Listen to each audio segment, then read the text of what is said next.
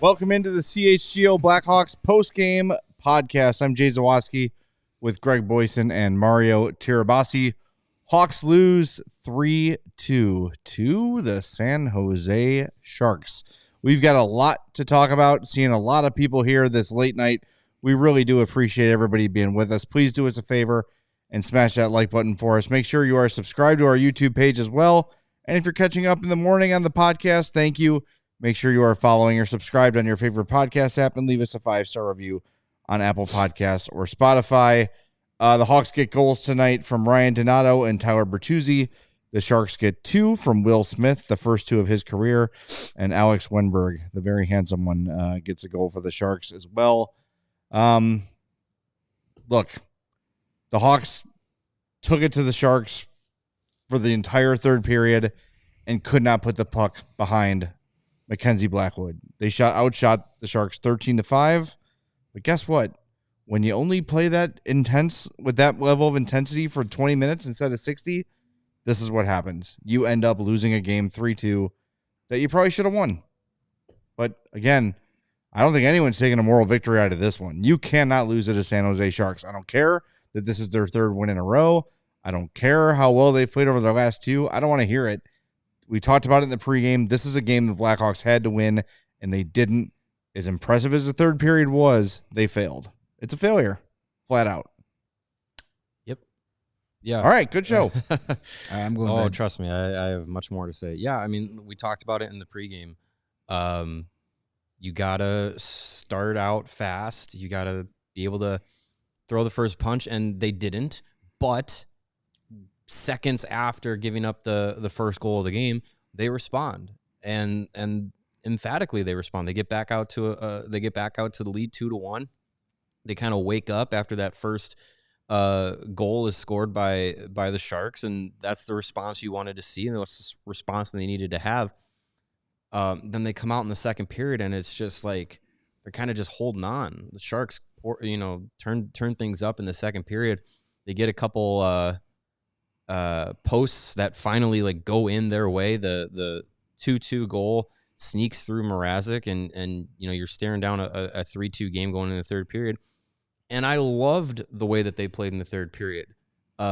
It's an example of like when like they have that in them. They have that like drive to be able to dominate a period like that. But like you said, Jay, like when you play with that intensity, like only for the third period, only because you're chasing a goal, like have that urgency, have that mentality when it's the second period. Don't wait until you're in desperation mode to play with that type of like sense of like determination and aggression. And yeah, I get it. It's hard to do it over a 60-minute span of time, but man, like this is the NHL. Like you have, like if you're in this league, you should be able to put your foot down and have that kind of intensity for the entirety of a game. And that's what they needed to do. They needed to do that to beat this Sharks team, because as much as we look at it and say, yeah, they should beat the Sharks. It's a game you should win. It's still a team that is closer to the Blackhawks than the Blackhawks are vastly better than the Sharks. So it's incredibly frustrating. And it's not even that they like played bad. It's just, again, a small period of time in the middle of the game that they're not like locked in, and it costs them. Well, I'm going to give the Sharks a little bit of credit. I mean, they blocked 24 shots tonight. Yeah.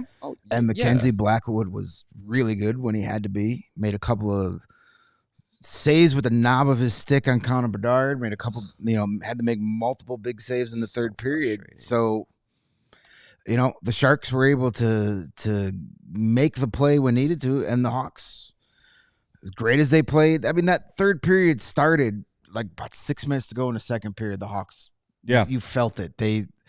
I think it started with a shift from the Donato line, and it just built, and it felt like the Hawks were on a power play the entire third period. They just couldn't get it.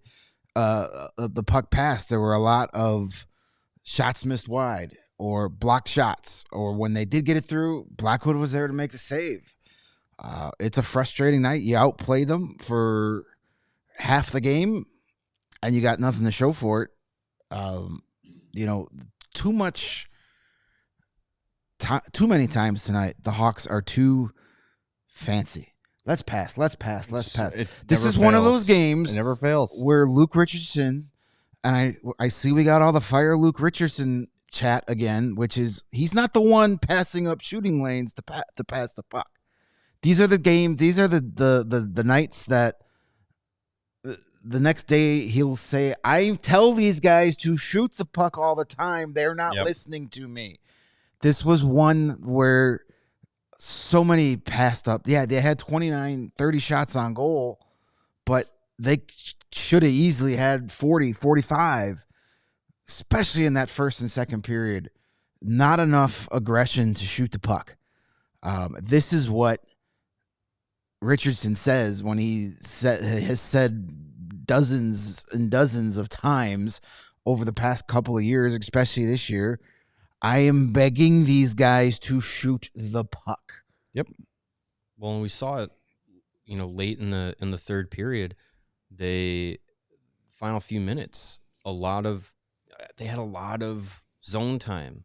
It's wonderful. They were playing with a lot of aggression to keep the pucks in the zone and keep cycling and keep trying to find that perfect play. But these guys are not that special to set up the one and done perfect play, because even if you set it up, unless it's Bedard on the shooting end of it, you don't really have a high chance of setting up and converting the perfect play. This team is still has to be simple. Look at the Donato goal and the Bertuzzi goal. Simple hockey is effective hockey, and this team. There were a bunch of times, and Seth Jones played a great game. He was firing everything at the net. I appreciate that. There were a couple times though where I'm just it's like a half clap fake, and then he dushes it off. I'm like, just rip it, right. Especially when you're chasing the game in the third period, and I know the Sharks blocked almost 30 shots, 26, 27 shots that they blocked. Make them think about blocking that 28th.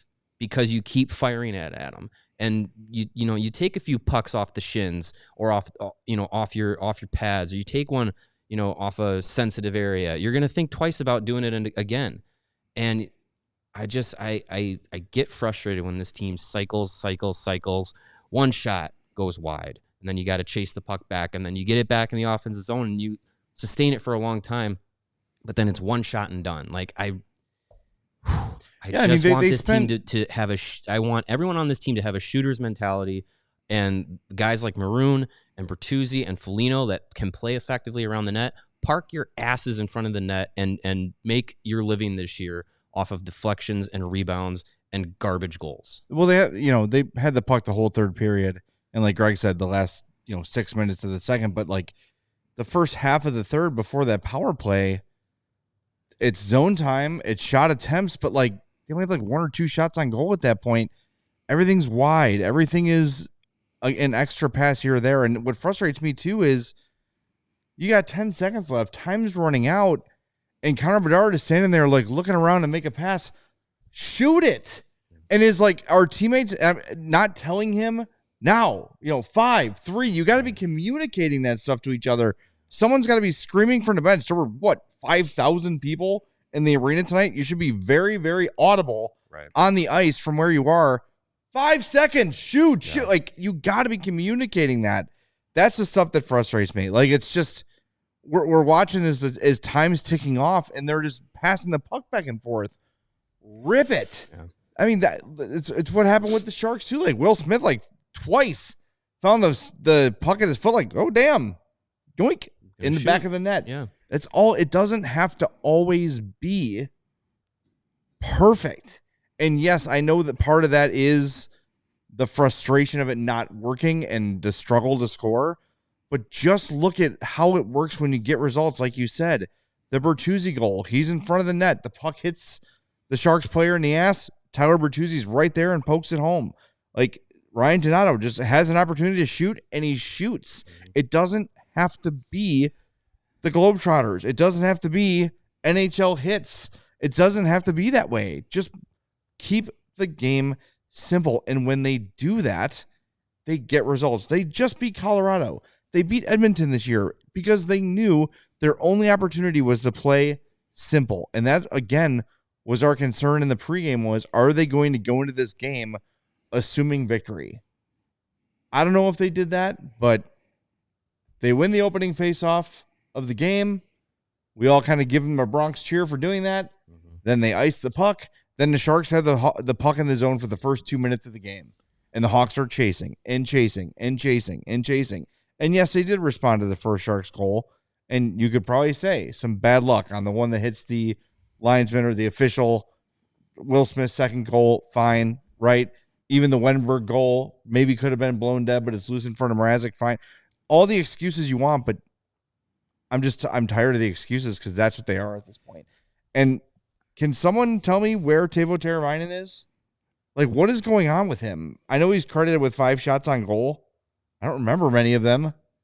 Yeah. Like, passes missing, passes to no one. It's just, I don't know. There's his first 5 games it's frustrating. Were great, and then he's been a non-factor since then. And I don't know if it's just, he got off to a hot start and the puck luck hasn't been on in his favor since then, or if it requires changing up, moving him away from Bedard. I don't know. 0 points in 6 games. Yeah, I still think those two work well together, but it requires Teravainen to, whatever it was in that first few games, he's got to find it again. And I know that's a canvassing thing to say, but like it just seems like something has been off with his game in the last handful. All right. Well, let's do the 3 stars here, and then we'll get back to it. We'll get your 4-star nominees in a second. 3rd star, Alex Wenberg with a goal. 2nd star, Mackenzie Blackwood, who stopped 29 to 31 Hawk shots. And, of course, Will Smith, the number 1 star of the game, with the first 2 goals of his NHL career. So here are your nominees for the 4-star of the game. Tyler Bertuzzi with a goal, 3 shots on goal, 6 shot attempts. Ryan Donato with a goal, 1 shot, 4 shot attempts. Seth Jones, 5 shots, 12 shot attempts, 27:09 of ice time. We probably could have thrown Alex Vlasic in there, but he's gotten to the point now where he's just so freaking good. It doesn't even, you could probably throw him in there every night and he's going to win. So there's your choices. Jones, Donato, Bertuzzi, get him in. We'll reveal the winner at the end of the game. Go ahead, Greg. Sorry. I just wanted to go over these third period numbers, and it's ridiculous that the Hawks didn't win this game. They had 32 shot attempts. In the third? In the third. Jesus. 13 shots on goal. Unfortunately, they also missed 13 shots. Well, that happened. To 9 shot attempts by the Sharks. They had 16 scoring chances in the third period. 8 high danger scoring chances in the third period. Overall, 71 to 49 in shot attempts. 36 to 25 in scoring chances, 16 to 11 in high danger scoring chances. You just got to get somebody that can finish. Norm McIver, where are the goals going to come from? But again, credit to Mackenzie Blackwood because Bedard could have easily had 2 goals. He was great. Blackwood was great. And I don't want to take anything away from the Sharks. I don't. They played well. Hey, they're one of the hottest teams in the NHL right now. There you go. 3 in a row. Boy, what's that like? I don't know. The Hawks haven't done that in like 3 years. Right? It'd be really fun to find out someday. Nice if we could do that. All right, we've got to hit the break zone. We're going to get to any of your super chats when we come back. Feel free to throw some in there right now. We've also got we'll reveal the 4-star of the game later in the show. We'll also play Who's Your Hawk, and we'll see if we get any post-game sound from San Jose. If we do, we will share it. But first, we want to tell you about our friends at Rhoback. And the Rhoback I have has quickly become the greatest item in my wardrobe. And I love it so much that I tell my wife, like, I don't throw this in the dryer. I don't want it to shrink at all because it fits me just perfectly and it's so comfortable. And the other day I had my Rhoback in the wash and then I'm like, you need to throw it. My wife had to flip the laundry, from washer to dryer. I'm like, don't forget, Please don't throw my Roback in the dryer. She finally sent me a picture of it on the drying rack so I could rest easily. It is the greatest, and you know why we all wear Roback all the time. It's the best fit, the best feel, the quality of the gear just speaks for itself. With fall here, what better time to prepare for the season than adding one of their performance hoodies to your closet? They're the softest items we own, and we can't take them off, and I won't until summer comes. Well, thank They're you. amazing. We appreciate that. Use the code CHGOHawks20 on Roback.com for a generous 20% off your first order. That's spelled RHOBACK.com. That's 20% off all polos, hoodies, and shorts with code CHGOHawks20. Make sure to check them out, and they will have you ready for whatever travels or activities you have coming up. Roback.com, code CHGOHawks20. Hey, guys. What? Hey. Mario and Hello. Jay and Nate. Hi, we're here. You know, ComEd can help businesses save money by becoming more energy efficient. Greg, I'm so glad you organically brought this up because I didn't know that. Yep. The energy efficiency program can help find up to 35% in energy savings. And who doesn't want that? I don't know. What Only do a businesses fool. have to do to get that savings? All they got to do is just sign up for a free facility assessment at comed.com/biz. You seem pretty knowledgeable. Why aren't they doing that? Maybe they forgot that website. You mean the website that is comed.com/biz? I mean, it's so easy to remember. Comed.com/biz. One more time. Is that B-I-Z? That's B-I-Z. Comed.com/biz. I think we got it. Okay. Just Terms and making sure. conditions do apply at comed.com/biz. Offers are subject to change. Actual savings will vary by customers' energy usage and rate. The ComEd Energy Efficiency Program is funded in compliance with state law. So not only is it good, it's legal. That's good. That's Good important. plan. Way to go, ComEd.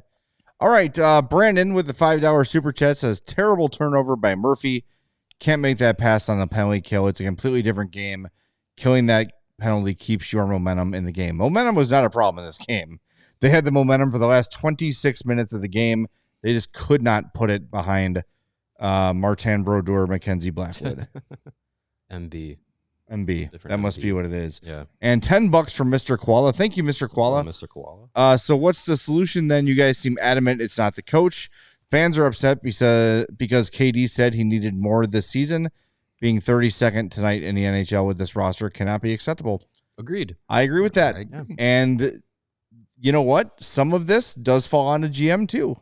Like, you had to have 2 years of TJ Brody. Like, I like Maroon. I like Craig Smith. I like Alec Martinez, but he's not playing. I would have taken that TJ Brody money and found another person that could put the puck in the net. Yeah. Because they've got a lot of forwards that can muck and grind and finish checks and forecheck and all that stuff. But when Ryan Donato is your leading goal scorer, that's a problem. That's a problem. Yeah. I mean, it's great for Donato. We talk Sure. about secondary scoring. He is the secondary of secondary scoring. But you also need primary scoring too. Like, this team, what was the stat ahead of the game when they allow more than 3 goals? They're 0-6-0, or more than 2 goals. They're 0-6-0. Yep. Now 0-7-0. Yeah. Well, Gotta score. you need to score. You need to score more than 2 goals, because as well as Peter Mrazek has played for the most part this season, it's still not enough to say you can get away with just 2 goals or a third goal every now and then. Like, you need to be able to have a little bit more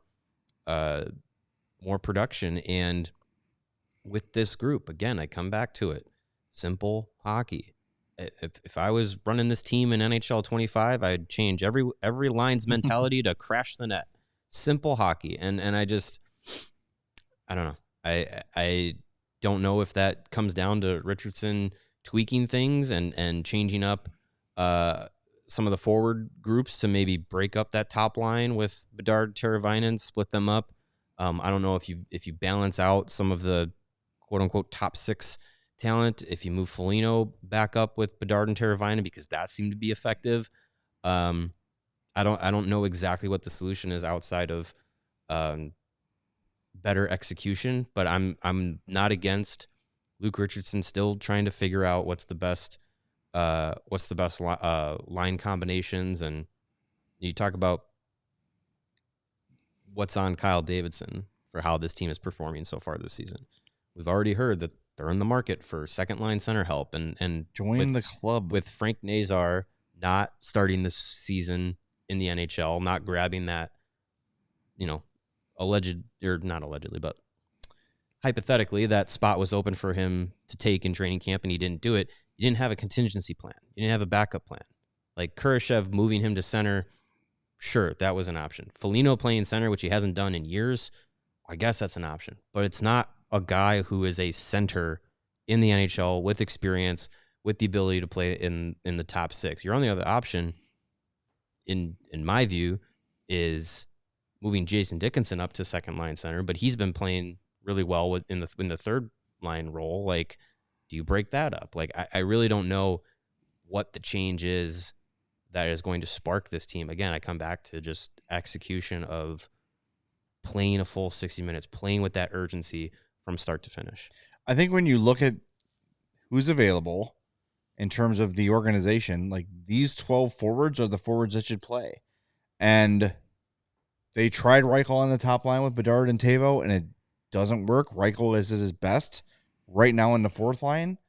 I never really wanted to break up Foligno, Bedard, and Teravainen. That's when the line has looked the best. I know you're trying to get Kurashev going, but, they had their opportunities tonight, but there was a lot of times that line was pinned deep in the zone. Like, I think for whatever reason, Luke and we are overthinking this Foligno thing. I don't care how old he is. I don't care where the ideal role is for him. Guess what? This is not an ideal roster. So you're not going to have people in ideal roles. So put him on the line with Bedard and Teravainen again. It works. It gets that top line going. It gives, for whatever reason, Connor Bedard is a better player when Nick Foligno is on his line. Mm-hmm. Maybe they have some chemistry together. Maybe they understand each other better than the other guys. Like, I get you want to get these guys boosted. You want to try different, whatever. The only thing they really haven't tried yet is Teravainen, Bedard, and Bertuzzi. That we haven't seen yet.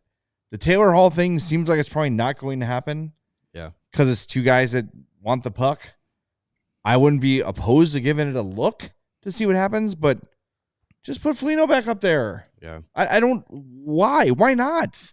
Well, we were talking about it before the game, about, the effectiveness of the forward line groups, and at 5-on-5, the line that's had the most ice time together has been that Bedard, Teravainen, and Foligno combo, and they've been the most effective, outshooting their opponents at 5-on-5, higher expected goals ratings, and just they've been the most effective forward line. They've had the most time out there together.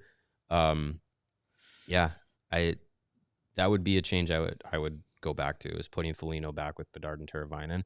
But again, it still kind of leaves that second line in like a limbo because of where Kurashev's at, and Bertuzzi's been playing more effectively, so that's good. But Hall and How about this? I don't know. Hear me out. Foligno, Bedard, Teravainen, Reichel, Hall, Bertuzzi. Kurashev moves to the fourth line center spot with Maroon and Smith. Kurashev hasn't done jack. I'm sorry. Yeah, I like the guy. Loved his game last year. So is Reichel centering the second line? I have Reichel as second line center. Philip Kurashev had a very last year Lucas Reichel game. -1, 1708, one shot.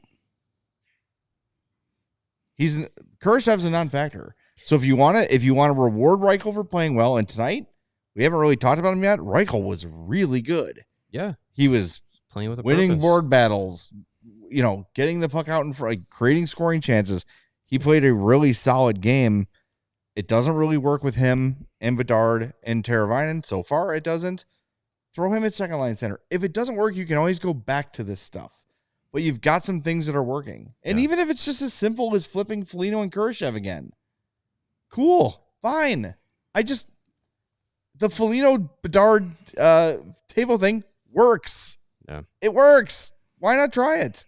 That line was working, and go back to it, And the third line has been working with Mikheyev, Dickinson, Donato. And the fourth line with Reichel and Maroon and Smith has actually been not horrible. So it's really that second line group that you got to figure out what you want to do with it. We're not having a trade Seth Jones conversation in the chat right now, are we? Don't pay attention to the dopes. Did you watch this effing game? What do you always say, Jay, when somebody just comes in that we've never seen before and their first comment is Seth Jones sucks, you automatically discredit their knowledge of hockey. My God. I mean, I'm fine. Just go back to those original lines. Like, Foligno's fine on the first line. I know we hear it a lot that, like, oh, he's not a first liner. No, he's not a first liner, but he's a first liner on this team. He is on the worst team in hockey. He is. I don't want to really take Reichel off that fourth line because he's played so well. That line's been very good and effective. Right, sure, fine. So just put Kurashev back with Bertuzzi and Hall. I think with the way Bertuzzi's played the last 6 or 7 games, that line's going to have a different feel to it. Because you now, like, we were always like, oh, when's he going to start doing something? And then he has 2 power play goals. And then it's like, well, when's that going to translate to 5-on-5? His last couple games translates to 5-on-5. It's been good. He's being the guy that you gave the big contract to. So I think if you put Kurashev back on only because I don't want to break up Reichel with Smith and Maroon. The simplest thing you do is just put that third line's been too good together. Yep. Donato and Dickinson have been good. McCabe's been effective. I think he needs, to get a couple more in the net. Do you sit somebody and bring in, you've got over $4 million and Andreas Athanasiou is just sitting there doing nothing, which is he can sit there, which is doing another thing of, to me, that's more egregious than the TJ Brody deal. Different timing. But that's different. But I mean, he's just a waste of a roster spot right now. That's $4 million, and the Brody money, that's almost $7 million you could have given to another, a center. But the Athanasiou contract was given out after a 20-goal season. The Brody contract was given out after you already went and got Alex Martinez.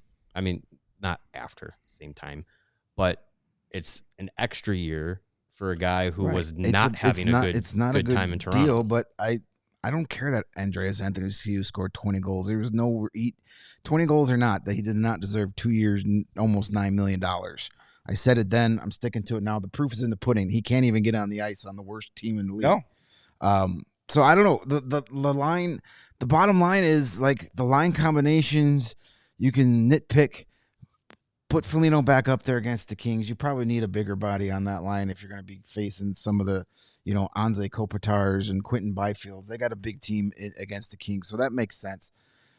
But the bottom line is, no matter what the combinations are, they have to shoot. They have to outwork the other team. You have to start scoring goals. Yeah, that'd be nice. Like, the lines were fine tonight because I read all those numbers. 71 shot attempts. 30 plus scoring chances, 16 high danger scoring chances. That tells me the lines are fine. Someone just got to put the puck in the damn net. Execute. You've got to finish. Yep. That's the problem right now. You got to finish. That's not a coaching thing. That's not a GM thing. That is a player's thing. Somebody score a damn goal. Put a puck behind the goalie. It's not that. It's a small puck. It's not that hard. It's a big net. Yeah. Small puck. Put it in there. All right, we got to hit the break zone here again. People bringing up a name in the chat I want to get to. It's something we can kick around a little bit. But first, he said, queuing up the thing. Between work, elections, social media, kids eating all the good candy, and the stressful hockey games we are forced to watch, it's no wonder we're more worked up than ever. So let's all choose chill. And when you do choose chill, choose yourself a Coors Light. It is the perfect accessory to choosing chill, because it's mountain cold refreshment. You know that by now. Nothing better than getting home after what's going to be a stressful ride home on the Kennedy or the Dan Ryan at 2 a.m. on Halloween. What could possibly go wrong? Nothing. I'm going to go home, crack open a Coors Light right before I go to bed. You should too. Again, once you are home, when those mountains turn blue, your Coors Light is as cold as the Rockies. So when you embrace a chill mindset, it's a good time to choose chill and crack open a Coors Light. Make the most out of those times you choose to chill with Coors Light. Get Coors Light delivered straight to your door with Instacart by going to CoorsLight.com/CHGO Hockey. Celebrate responsibly. Coors Brewing Company, Golden, Colorado. Hey, and we are also sponsored by the Chicago Sports Network, the new home for the Blackhawks, Bulls, and White Sox games. Those are all must-see television these days. Bulls are killing it. CHSN will broadcast more than 300 live games per year across the Blackhawks, Bulls, and White Sox, and will feature a full lineup of original Chicago-focused sports content. They're Chicago-based, Chicago-built, and Chicago to the core. Sounds familiar. And they're bringing it to every corner of Chicago. Across our 77 neighborhoods and beyond. At CHSN, Chicago comes first. Visit CHSN.com for more info on what kind of equipment you need to watch the Bulls, Hawks, and Sox games all season long. That's right. All right, the name's coming up in the chat. As predicted, Frank Nazar. Here's what I'm going to say. This would be the worst possible time to bring up Frank Nazar, because what you're basically telling him indirectly is, solve our problem. You need to come here and solve our problem. Yeah. Absolutely not. I get why you're saying it. It might even work in the short term, but no. Let him curb stomp people in the American Hockey League. Let him grow that confidence. I'm not writing off the idea of bringing up somebody from Rockford. It's not Nazar. I'm not ready to do that because, again, you're just saying, well, you're our savior now. Come and be our savior. And he's not ready to be that. Tried that with Lucas Reichel. And then that probably changed the perspective of his development with the way it was handled, where it was like he came up, then he played well, and then he went back down. And then we were like, why isn't he up here? And then he came up, then he didn't play well. And then we were like, wow, send him back down. Like, I think if you bring Frank Nazar up, you say, go be our second line center, and he isn't spectacular right away, then you're messing with him. Then he potentially starts questioning himself. You know, if the expectations are high, if he's not reaching them, then it's just like, oh, well, now what do we do with Frank Nazar? He's not our second line center. He's not playing effectively. Well, we got to scratch him. Or now you got to send him back down. And then he's just like, I was in the NHL. Now I'm back here in Rockford. Like, now I failed in the NHL. Right. So I agree.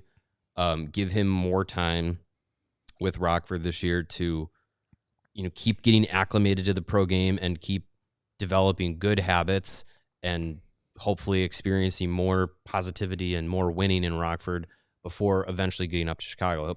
He may come up, earlier than March and April, like we saw with some guys last year at the end of the year. Like I'd imagine that, he'd play his way into the lineup before then, but I don't think doing it the first week of November to say, here, fix our top 6 problems is the best way to go about it.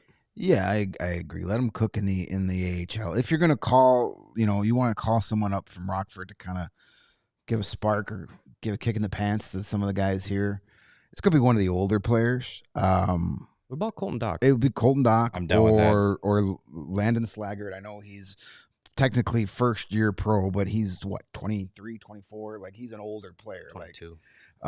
He's had 4 years at college, so those would be one of the 2 guys that would come up first, not Nazar. Let him develop down there. He's doing good. Like, to me, that's like, it's a total panic move. And like this, I know the expectations were raised this year, and rightfully so. You brought in a lot of veterans, some high-priced veterans who just aren't producing right now. Those guys have to figure out how to start producing and living up to their contracts for this to work. But even with the higher expectations, this is still not a team like the Nashville Predators, who are tied with the Blackhawks for the least amount of points in the NHL. The Sharks jumped ahead of the Predators and the Blackhawks tonight. And that's a team that went out and got Jonathan Marchessault and Brady Shea and Steven Stamkos. Like, that would be a panic move that they make. Like, even though the expectations are higher, this was not a Stanley Cup team. This wasn't a playoff team. So I don't think you need to hit like a panic button and say, okay, Frank Nazar, you got to come up and save our season. No. There really is, like, They're better than they're playing, though. This roster is better than their results. Yes. They are underachieving. You have to start getting results. You know, we've heard it all season long since the Utah game. We're tired of moral victories. Well, then effing do something about it. Win a winnable hockey game. You've had 11 games this season. 10 of them have been winnable. Yeah. The Vancouver one was the worst, even though it was 2-2 at one point, and you erased a 2-0 lead and came back and tied it, and then it got away from you. You've had 10 winnable games this season, and you've won 2 of them. Win some games. Some quotes rolling in post-game here. This from Ben Pope at the Sun-Times. Luke Richardson, quote, "We were looking for some of the perfect plays. We had some really nice plays, and that led to us looking for that really pretty one, or not just playing simple hockey and shooting more. Even at the end, we've got to start taking some more one-timers and getting shots from the top. The low plays are great, but when we recover rebounds, everybody's down low." This is exactly what we're talking about. Seth Jones via Scott Powers. My head's gonna explode. It's a winnable game for us. We think we're a better hockey team, but we have to go out and show it every night. It's just frustrating. Ryan Donato, I don't know. There's not much to say right now. You're disappointed in yourselves. It's a hard loss. We had a lot of chances that we could have scored on, obviously, but it's not good enough just to create. We've been saying in the locker room that we're not going to take any moral victories, and getting chances is just not good enough. Talk is cheap. Everybody's saying the right stuff, man. And Luke is lockstep with what we're saying, what everyone's saying in the chat. Everyone's seeing the same stuff. We're all seeing it. It is up to these 12 forwards and 6 defensemen and the goalie, who we could talk about a little bit in this game too, to do their effing job and listen to what the coaches are telling them. They are beating this into their skulls through the media, on the ice. Stop. You are not the Harlem Globetrotters. You are not the Dynasty Blackhawks. You are not the Edmonton Oilers. Pucks on net, bodies in front, grind out for goals. And when you look at the guys that Kyle Davidson brought in this year, that's the kind of guys they are. Aside from Teravainen, probably, Bertuzzi, Maroon, Smith, even McCabe to extent, big body. Get in front of the net. Keep it effing simple. It has been said over and over and over again to them. It's ridiculous. Is it? Are they willfully not, like, are they consciously not, like, listening to Richardson? Are they, is he going out and saying, you guys got to play north and south, you got to play simple, we need shots from the blue line, shots up high to get traffic and get rebounds, and the players say, I don't want to do that, I want to play differently? I don't think so. I think that it is a symptom of lack of results when they do the right things, right? Like, maybe they have, but when they do the simple things, when they play that way, that's how Donato scored. Bouncing puck, throw it on net, goal. Yep, that's how Bertuzzi scored. Yep. Get in front of the net, get a tip, get a rebound, goal. It's what Bedard said last week. Like, maybe we got to stop being bored with playing simple. It's fun scoring goals. That's how you win hockey games. So however you get the puck in the net, the most often times that you've gotten the puck in the net, it's been because of traffic and rebounds and scrambles and dirty goals. Well, and have this team needs an identity and be a garbage dirt goal scoring team and be a little bit selfish. Like, Connor Bedard has a generational shot. We've heard that from 2 years before he was drafted to the draft to being on the Hawks. We see it every night. I'm so tired of him with an open lane dishing it to Seth Jones.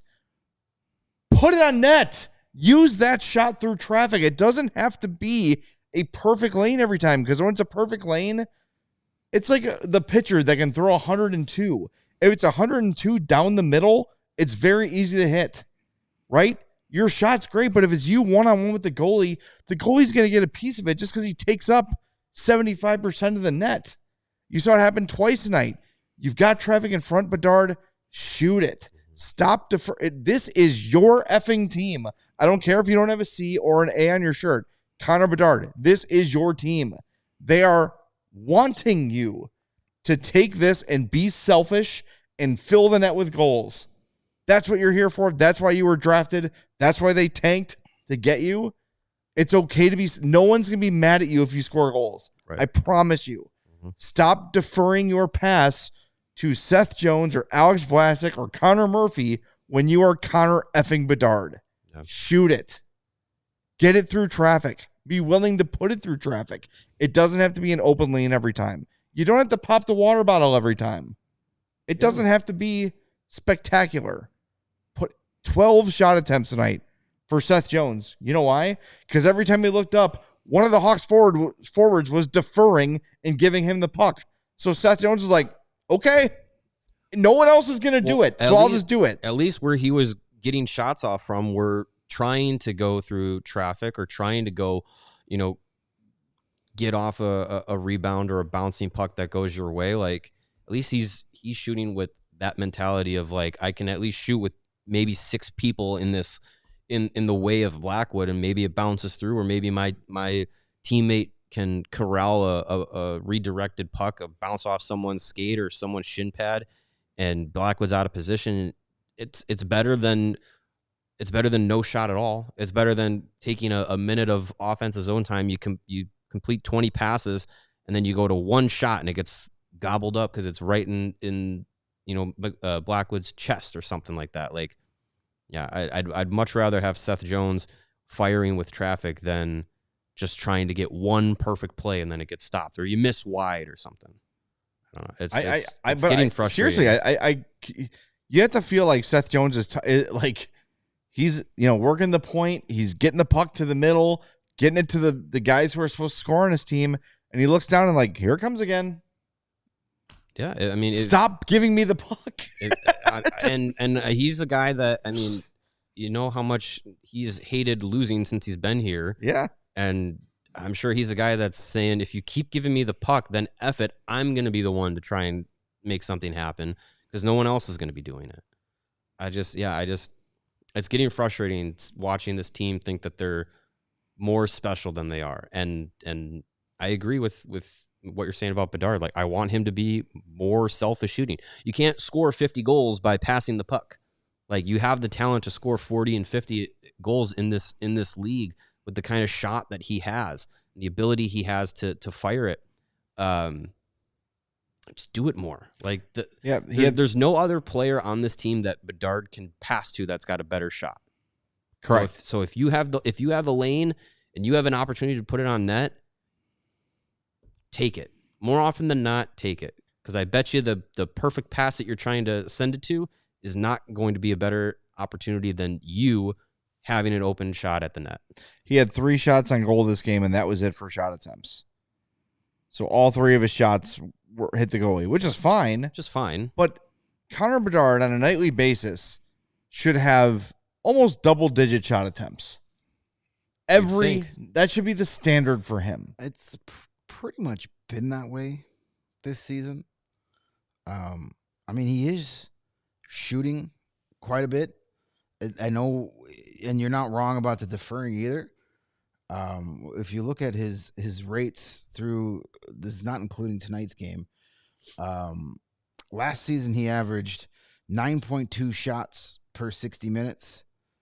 This season, in the first 10 games, he's averaging one more shot, 10.2 shots per 60 minutes.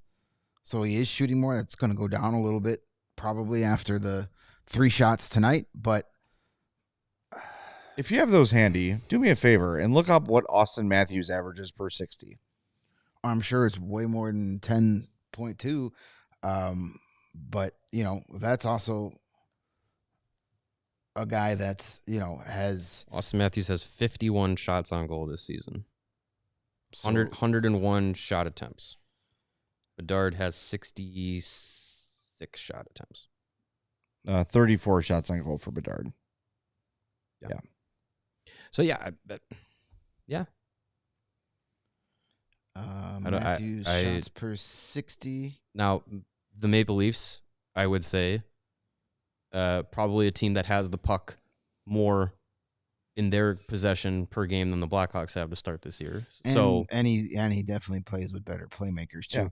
Right. This So season, that's 5.5 shot attempts per game. This season, shots per 60 is 13.5 for Austin Matthews, so about 3 more per 60 minutes than Connor Bedard. Okay, but I want Bedard playing with that mentality, that kind of mentality of like, I'm the best shooter on the team, and even if teams are starting to, zero in on him, still fire it.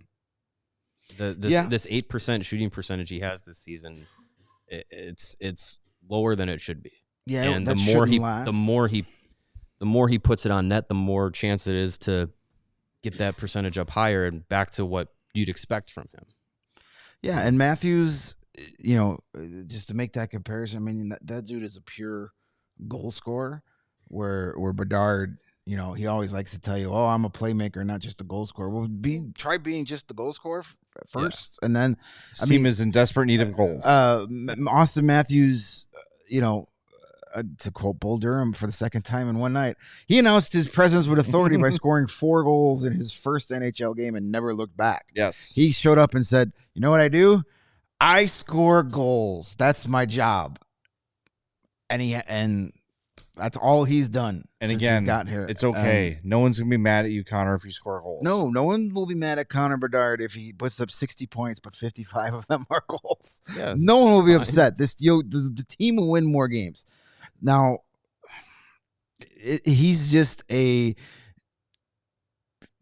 portion of the reasons why this team is not finishing games. It's not all on him. Absolutely not. Like, he's also a 19-year-old kid that has the weight of this whole franchise on him, and who knows what goes between his ears. Who knows what goes between any of these guys' ears when they see an open shooting lane and then say, "Nope, I'm going to pass instead." It's frustrating. And we heard it again from Luke tonight. Like, shoot. You just, the shot attempts were there tonight. That wasn't an issue in the third period. Right.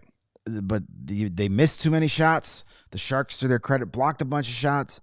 And then when they did get through, Blackwood was there to make it. It's just frustrating because you shouldn't lose to a team like the Sharks, even though they're on a heater. Blackhawks haven't had a 3-game winning streak in 3 years.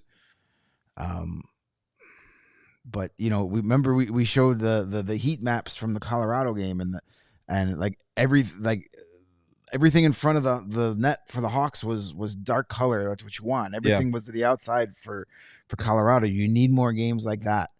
And you need to get some of these pucks in the net. I mean, Seth Jones could have had 2 or 3 goals tonight. Bedard could have had at least 1 goal. There's sides of the net where Pat Maroon hit the side of the net on that one shot that it was there. It was there. But as our pal Norm MacGyver, who we just saw, somebody's got to put the damn puck in the net. And there's your heat map for tonight's game if you're watching us on YouTube. That was the Colorado. Oh, that's Colorado, yeah. Yeah. Well, tonight's is similar, actually. I have it pulled up here as well. Most of the action for the Hawks is right there in front of the goal, with a little more in the right face-off circle, and then some kind of in the high slot there. That's what you want. Yeah, that's what you want. But you just you keep doing that, the goals will come. If they play this way every game, the goals will come. They're going to win more than they lose, but they're not going to be able to play the San Jose Sharks every night. It's just the mindset, and it's the main point that we started the show with. It's the main point that Luke Richardson made after this game. Just keep it simple. Yeah. And don't worry about it. Don't worry about, being perfect. It's not, because I say this all the time. We all do.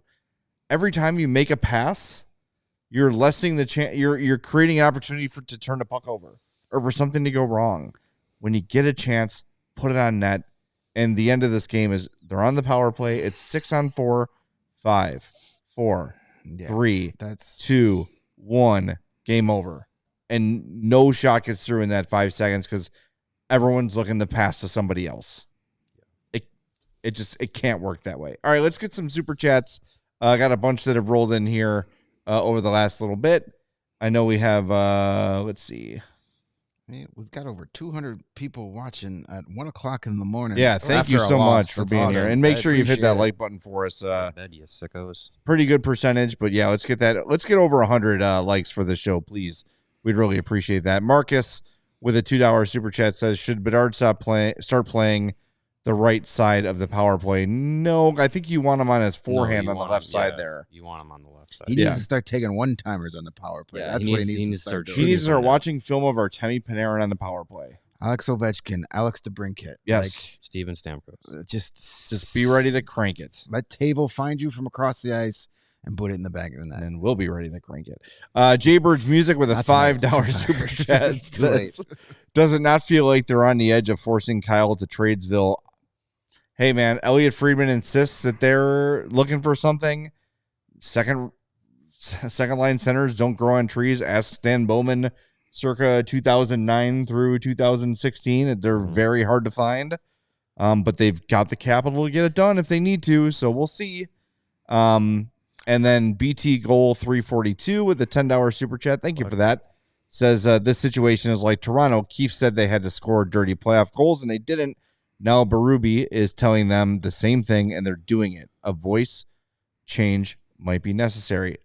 Look, I don't, and none of us blame this on Luke Richardson, but if stuff like this continues, where the message is falling on deaf ears, you can't fire 23 players. And I'm sorry, like, I don't want him fired. I don't think he should be fired. I don't think he's done anything to be fired.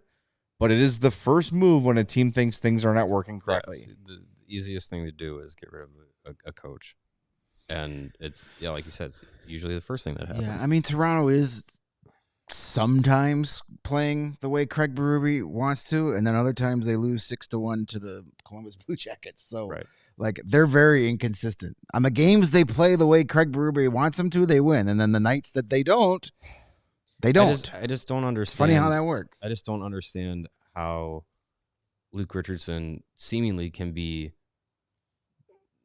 banging his head against the wall saying the same thing to this team. Play simple. Get traffic. Shoot the puck on net. Get a rebound.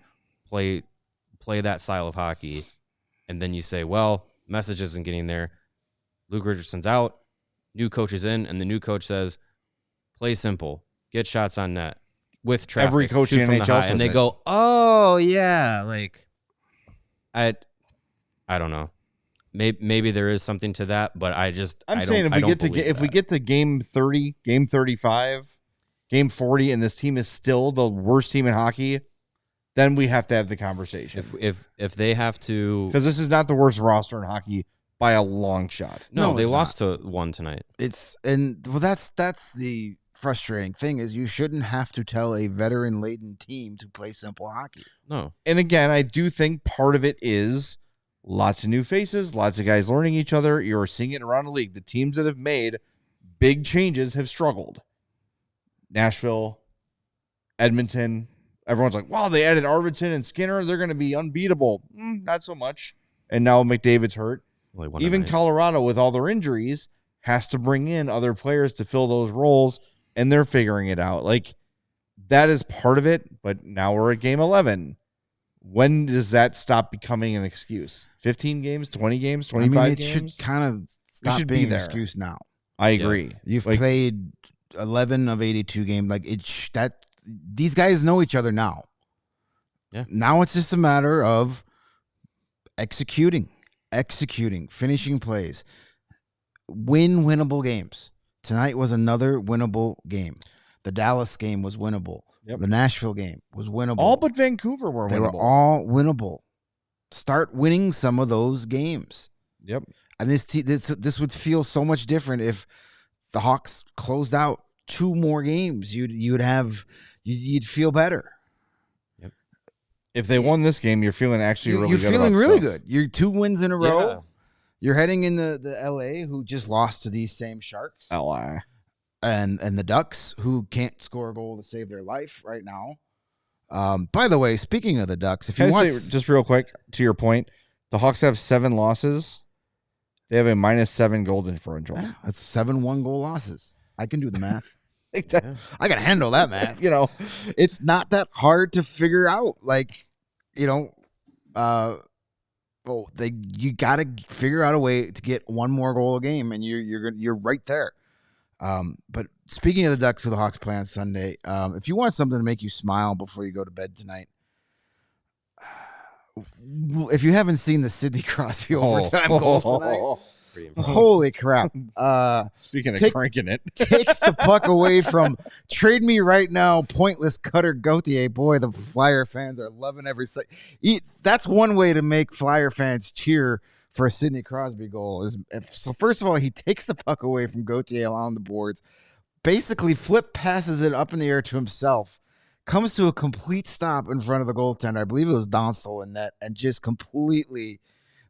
I think Donstall has to have like hernia surgery after that goal. Like it's crazy. I like that Sidney Crosby just every now and again has to remind people that he's still Sidney Evan Crosby. I mean, dude, what he does at this advanced age consistently every season, it's insane. And it's a guy that like early in his career, when it was the Hawks and Penguins kind of in the top of the league, didn't care for him because I felt he was more of a rival when you had the whole who's better, Taves or Crosby. But now, as his career's gone on, I think we got the answer on that. Yeah, but it was a real debate for about 3 seasons, but it's not anymore. Now we're realizing we're watching a Mount Rushmore type hockey player, one of the greatest to ever do it. And so, if you want to smile tonight, if you want to feel better, watch that goal. It's amazing if you haven't seen it. Lots of people in the chat talking about John Cooper, who is out of contract after this season. Some whispers that he might want to go front office. He might not want to coach anymore. He might want to try something a little different. But I am calling him the second. Oh, sure. If he's out there, you absolutely do. You do. You have to make that call. And I'm saying, what will it take? And what power do you want? But that's for later in the year. But I promise you, if you're all thinking about John Cooper, the Blackhawks are thinking about John Cooper. And 30 other teams are too. And they fired Dennis Savard, beloved franchise icon, to bring in Joel Quenneville. I know it was a different regime, but we've seen this regime when the opportunity is there to upgrade. Quenneville was already also they do it in the organization too. Yes. That would be great. I love John Cooper. Everything about him. Great coach, great guy, smart. Would be a joy to cover him. But what about Gerard Gallant? That's been mentioned in the chat. Yeah, Greg, what do you think about him? It just doesn't. There's a reason he's not. There's working. a reason he's not in the league, and there's a reason he only lasts about a year and a half at every team. The guy's we can't say that word on Roku anymore. There's a reason he gets fired every 2 years. And he's not going to do.